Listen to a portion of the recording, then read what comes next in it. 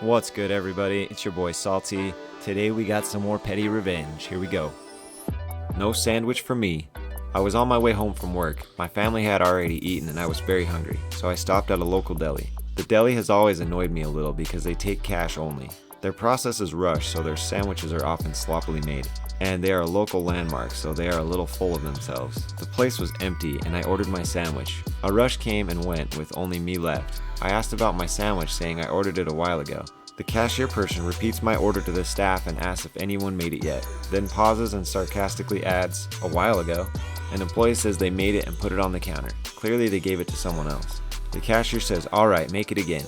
No apology, no shits given. I'm going to be late home. I'm hungry, but I don't want it anymore. I say I need to go and the cashier just says, "Alright, cancel it, bye." 2 nights later, I'm on my way home again. I stop in, order their most expensive special sandwich on a long roll. I add extra ketchup, hot sauce, jalapenos, mustard, and mayo. I see them start making it. I take a phone call and walk out the door. I get in my car and drive off. I won't be back. Does anybody ever go through a drive-thru, order food, and then just take off because it takes so damn long? I feel like I do it at least once a month.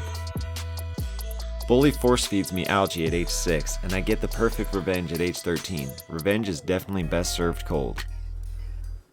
Okay, so when I was a kid, there was this boy who lived next to us and was best friends with my older brother. We'll call him James.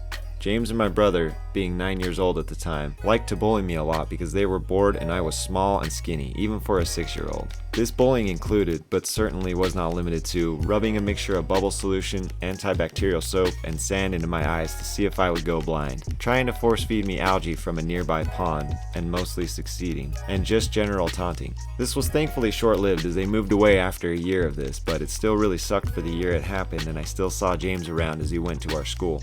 Fast forward 6 years and James appears to have some type of dwarfism because he is roughly as tall as he was when he was 9, but this doesn't stop him from being a total jerk to everyone. One day the school announced that they were changing the lunch system. Instead of all kids from grade 1 to grade 8 eating lunch inside for the first half and going outside for the second half, they decided that the schoolyard was too crowded and changed it so the kids from grades 1 through 4 had the regular schedule and grades 5 through 8 would go outside first and eat second.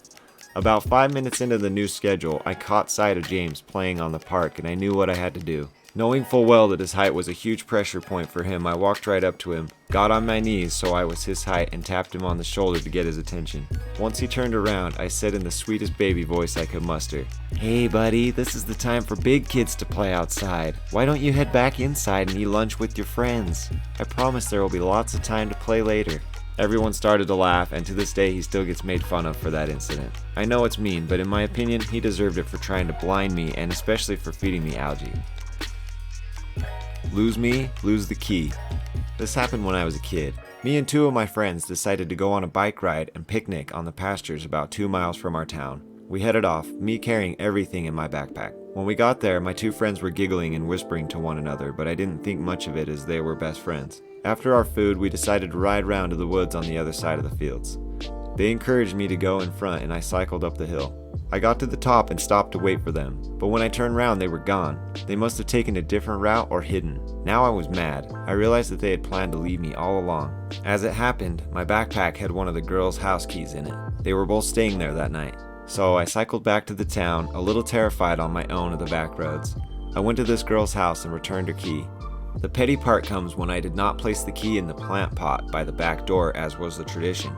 Knowing her parents wouldn't be home until tea time, I hurled the key into the overgrown back garden and went home. A couple hours later, my 2 friends turned up at my house asking for their key back, and I informed them it was in their garden, so good luck finding it. They seemed quite good at losing things. Yeah, it's definitely not the best idea to mess with somebody who has your stuff. Man, kids can be such assholes.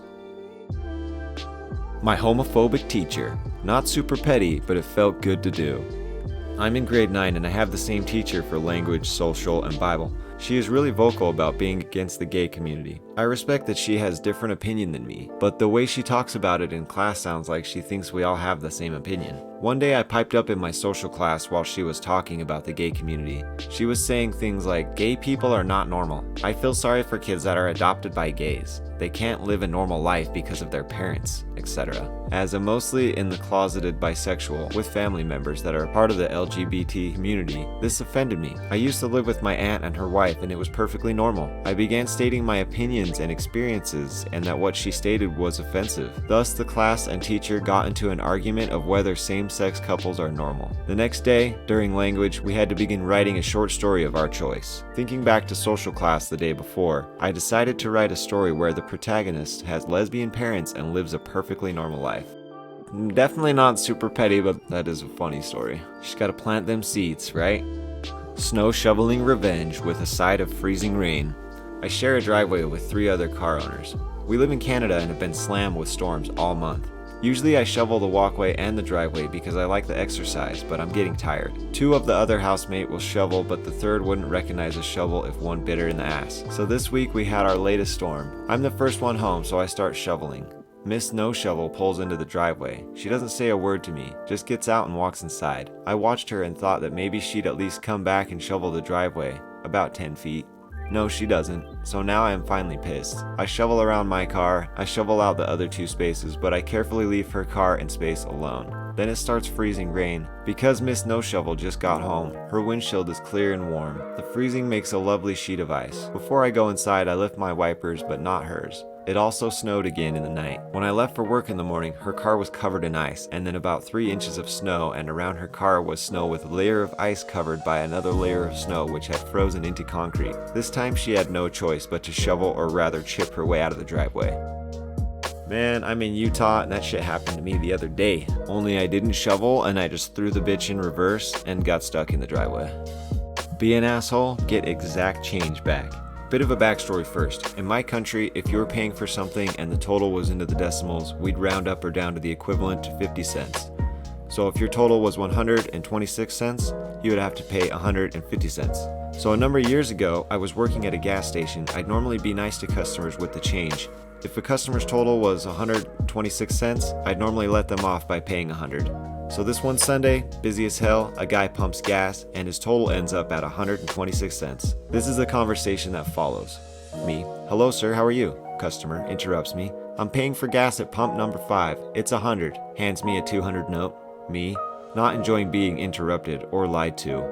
Well, actually it's 150 cents. Do you have 50 cents? Customer, very snakily. No, I don't. Me, thinking screw him, he'll get exact change and only in coins. Okay, then I'll just get you your 99 and 50 in change. I start counting up his change.